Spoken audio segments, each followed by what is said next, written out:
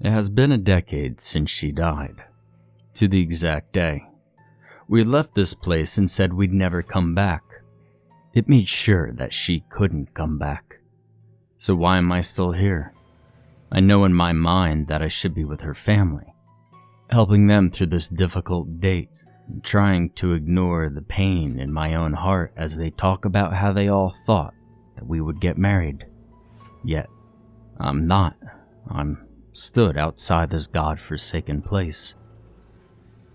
I crumbled the piece of paper that I had and shoved it back into my pocket as I moved to open the door.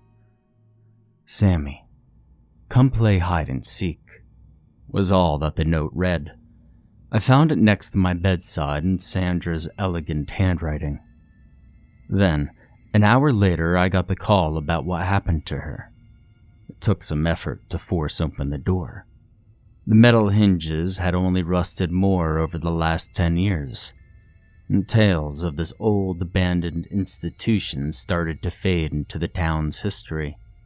Personally, I haven't heard anyone talk about coming here, not since Sandra and I came. So, why am I here again? Although there is nothing to guarantee that some of the other kids haven't gone exploring in the dead of night without telling their parents. For their sake, I hope they haven't. An overwhelming smell of must and damp washes over me as soon as I put my foot in the building. It brings back more memories than I care to think about, ones that I'd locked away deep down in my mind. Scuttling noises, flashing lights, the metallic taste of blood, and that figure walking towards me. I shook my head, trying to clear my mind of these thoughts.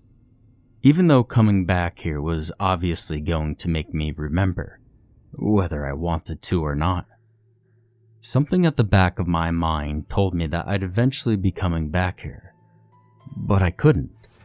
Not when I first got the note. The memories of Sandra were still fresh in my mind. In all honesty, I'd forgotten about the note. Whether it was simply because of the stress, or because I purposely ignored it until it left my mind, I was unsure. Only after clearing my room to move out did I come across it again. And if there's a chance that I could find out what happened to her, then I have to take it. I pulled out my flashlight, immediately casting it in front of me. Nothing. Scanning across the floor, the aging of the building became more evident. Scuff marks and cracks in the tile ground. Rats feeding off of the dead insects, running into their little hiding place as soon as the light hit. Thankfully, the map was still legible. Getting lost was not one of the plans which I had for tonight. But one thing was different. A red S was drawn over one of the rooms. The medical bay. Maybe Sandra left it there on that first night as a meeting point. But no, the ink was fresh. It couldn't have been fresh. There's no way. Sandra couldn't have been here for the last 10 years. I'm only trying to find out what happened. Even if she was here, she couldn't have written that knowing I was coming. That lingering feeling of dread became more powerful with every step that I took. Tap. Tap, tap. The solid sole of my shoe hitting the stone was rhythmic and echoing, like nothing else in here even existed. My feet kept on moving. I didn't even think about where I was going. It was all ingrained into my movements, my life. Keeping the flashlight pointed ahead of me, I didn't stop until I hit something light with my foot. It was another note. Finally come to play? "This isn't funny," I called out. "A girl died. Stop your senseless pranks." There was nothing in response, only what sounded like faint giggling echoing through the pipes of the building. I crumpled up the note and put it with the other one in my pocket, trying the whole time to convince myself that they weren't the same handwriting. But they were. I followed my way around the twisting, winding corridors until I was stood in front of the door to the medical bay. and there was a soft humming resonating from the room. How had I not heard that before? It was clear as day and captivating. I was opening the door before I'd even consciously decided to do so. I wanted to get near to the sound. It was comforting. It felt safe. Compared to everywhere else, the medical bay had changed the least. In fact, it hadn't changed at all. Thick layers of dust covered everywhere else in this place, but not here. It was almost as though I'd stepped back in time to 10 years ago. The small hand marks and fingerprints still visible against the grime, exactly where we'd touched. Not a single speck of dust was on those places. The other thing that reminded me of 10 years ago was Sandra. It sat in the center of the room, clutching onto one of her childhood dolls and humming the soft tune that I'd heard outside the door. It was definitely her. But she'd aged, much in the same way that I had. Her hair was longer, and she was taller, though just as skinny as I remembered. "You found me," she clapped and giggled. Yes, I did. I barely believed the words that I was saying. But now we have to go back. People think you're dead. We need to get you home and safe. I am dead. She raised an eyebrow, looking just as confused as I felt. They buried my body, didn't they? There must have been a mistake. I grabbed her hand, flesh and bone.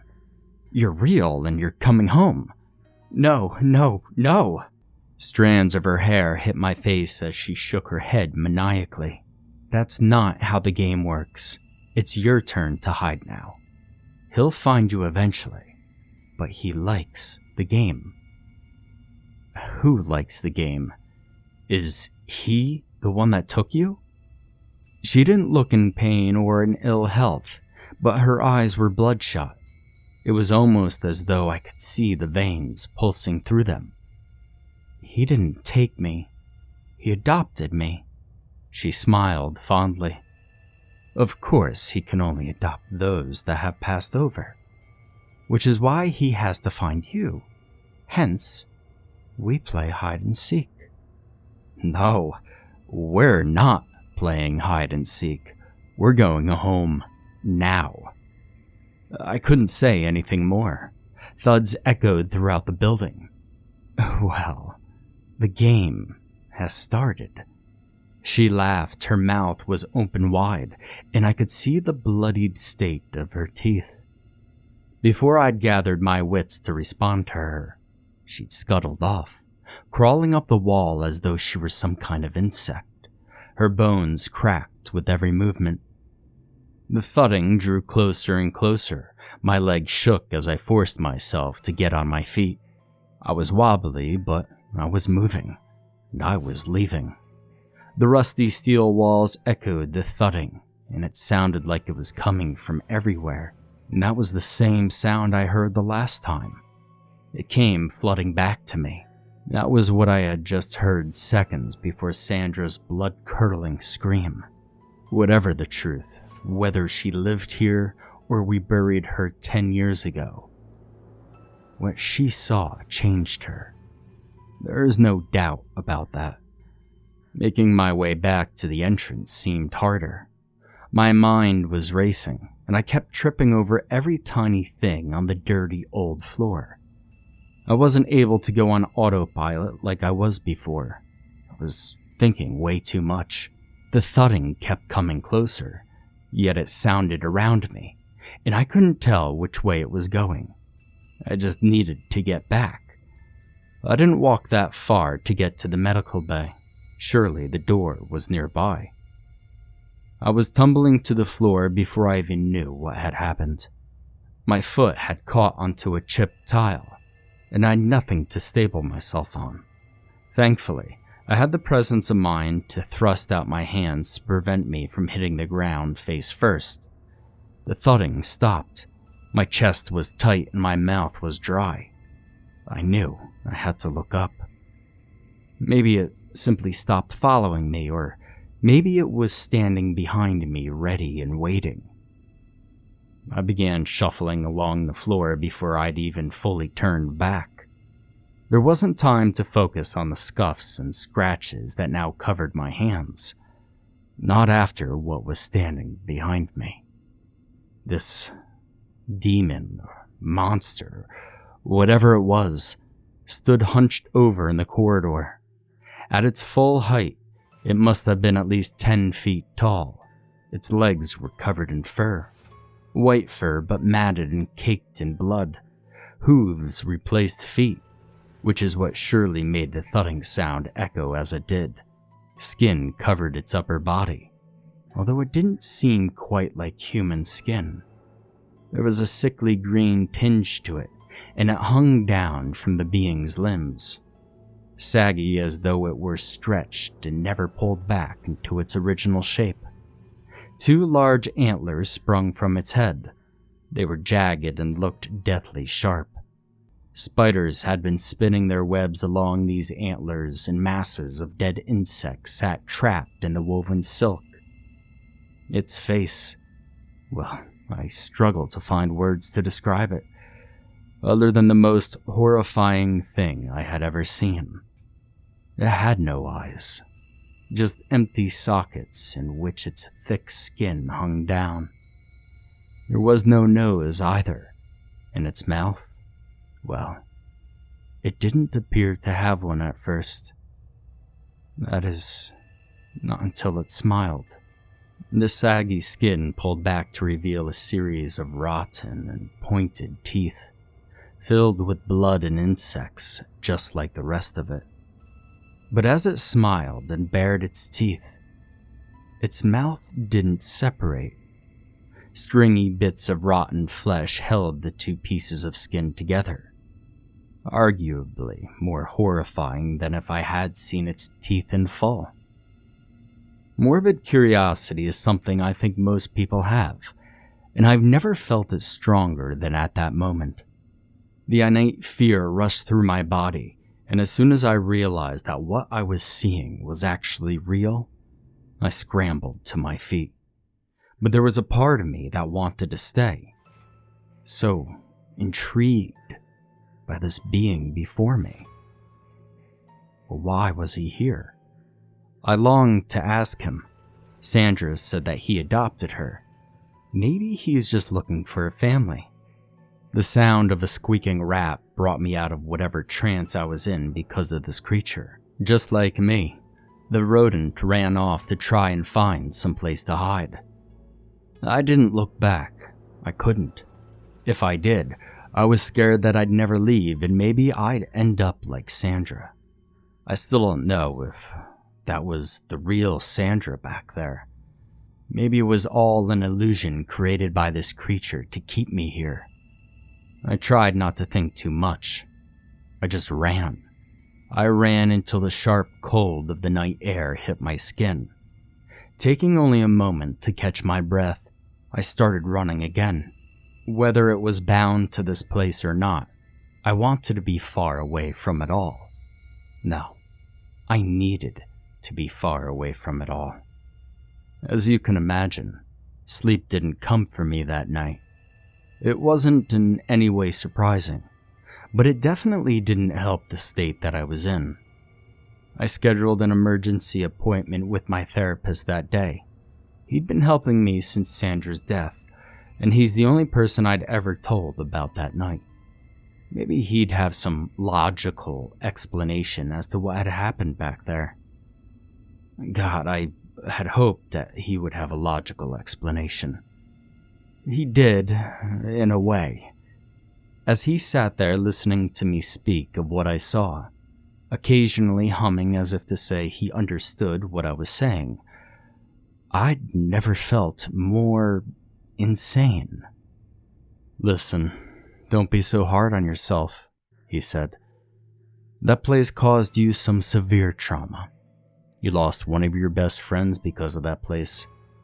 So it's not totally unreasonable that your mind came up with these traumatic images because you haven't been able to process what had happened. He was scribbling something on a little notepad as he spoke. Here. A green slip of prescription paper was placed in my hand. This should help you sleep and calm your night terrors. I think we should start having more frequent appointments too. I nodded in agreement and left. The pills weren't hard to swallow, sugar-coated and only very small. But the reality, well, that was much harder to swallow. Sure, I could have been hallucinating it all, but that doesn't explain the note. Either of them, both of which are very real, still crumpled in my jeans pocket. Either way, the pills didn't give me too long to think. I was tired, so very tired, and my body sunk deep into the blankets and pillows that covered my bed, eyes fluttering shut within seconds. I didn't wake again until hours later when I heard it. Thud. Thud. The noise woke me, and it took all my strength to open my eyes. I had to see what it was, even though I was terrified. And he was there, leaning over me. A wide smile spread across his face, and spit and blood dripping down onto me. But I didn't mind. And that's the scariest thing. This giant lumbering monster could make me feel safe and comfortable. I closed my eyes for the last time that night. You see, I don't need to know that I'm dead. There's not much to see in this old abandoned building, anyway.